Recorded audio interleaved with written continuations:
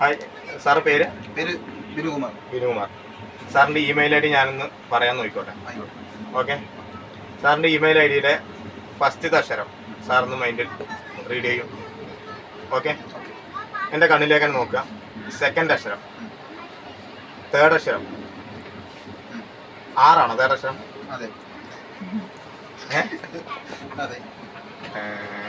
Gmail ആണോ? ജിമെയിലാണ്. Okay. സാറിൻ്റെ email I D